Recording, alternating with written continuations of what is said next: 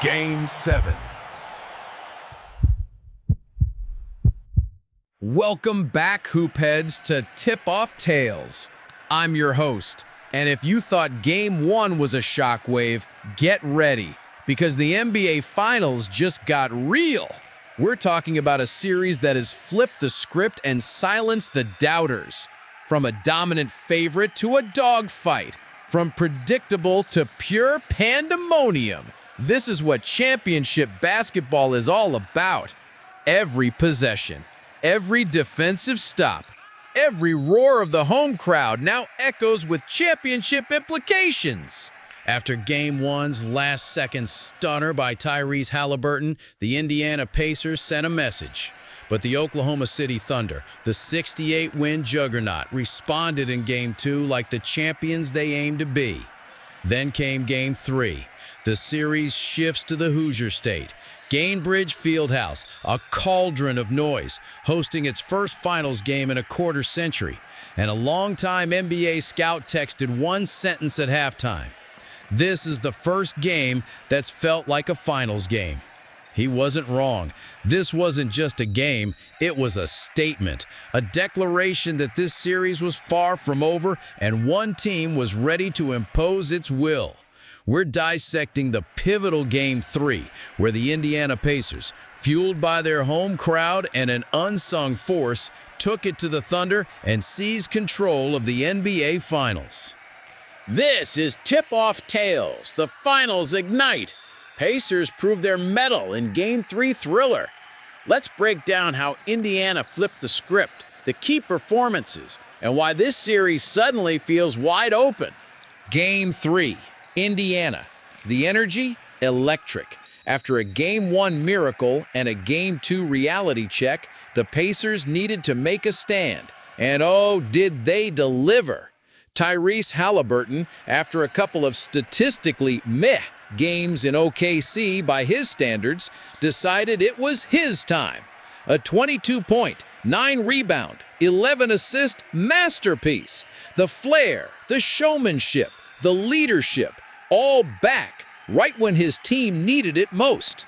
But this Pacer team, as they've shown all postseason, is more than just their all-star point guard. Enter the bench brigade. Benedict Mathurin, 27 points off the bench, outscoring the entire second unit by himself. The most points by a reserve in a finals game since Jason Terry back in 2011. Nails! Absolute nails! And TJ McConnell, the heart and soul. 10 points, 5 boards, and 5 steals. Steals that shifted momentum. Steals that ignited the crowd. Steals that were pure, unadulterated hustle. He was everywhere.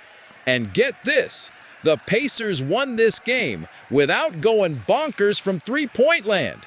Conventional wisdom said they needed a three-point barrage to win. Game 1, they did. Game 3, the Thunder actually made more threes. This wasn't about luck, it was about well. This Game 3 became the latest and perhaps most significant example of Indiana imposing its relentless style on its opponents. Remember, they'd already bulldozed Giannis's Bucks, a 64-win Cavs team, and a tough Knicks squad. Comebacks were their calling card. And what those series repeatedly showed is that when Indiana gets you in that offensive blender, that high-octane, fast-paced attack, teams just can't keep up. The Thunder, normally the best team in the league at taking care of the ball, 19 turnovers in Game 3. MVP Shai Gilgeous-Alexander, 6 of them himself. Indiana swarmed Thunder big man Chet Holmgren late in the game, repeatedly forcing him into blind drives, creating a string of ugly Thunder possessions. Holmgren, who dominated the first quarter with 13 points, faded hard, scoring only 7 more on 2 of 10 shooting. And once again, for the umpteenth time in these playoffs, it was a furious fourth quarter finish from the Pacers, A 32-18 run that sealed the deal. A 116-107 victory. A 2-1 series lead. 2 wins from their first NBA championship. So, what happened to the mighty Thunder? Coach Mark Daigneault called the loss uncharacteristic in so many ways. And he was right. The turnovers, a season high almost. Missed free throws from the NBA's best free throw shooting team, 7 of them. Daigneault, they outplayed us the majority of the game. Just the pace of their offense was sharper than our pressure and physicality tonight. SGA, it felt like they won all the 50-50 plays. Their overall tone was better than ours. The MVP, a scoring machine, attempted only 3 shots in that decisive fourth quarter, hitting just 1, no assists. Unheard of. Why? Why was everything so uncharacteristic for OKC? Why, as Daigneault said, were the Pacers in character with their physicality and pace, while the Thunder weren't? It's not like OKC didn't know what to expect. A tied series, a championship on the line. Was it the Indiana crowd, that own animal, as it's been called? Were they rattled? Did the Pacers simply throw the first punch, as SGA suggested, and the Thunder couldn't recover? It's the finals, so it's a little different here. You're probably just slightly more frustrated with it. And now all eyes turn to Game 4, a monumental game. The higher seed OKC trailing 2-1. Their championship medal will be tested. The underdog Pacers, a chance to secure a huge advantage at home. How will these stakes change Coach Daigneault's decisions? Some role players looked rattled in Game 3.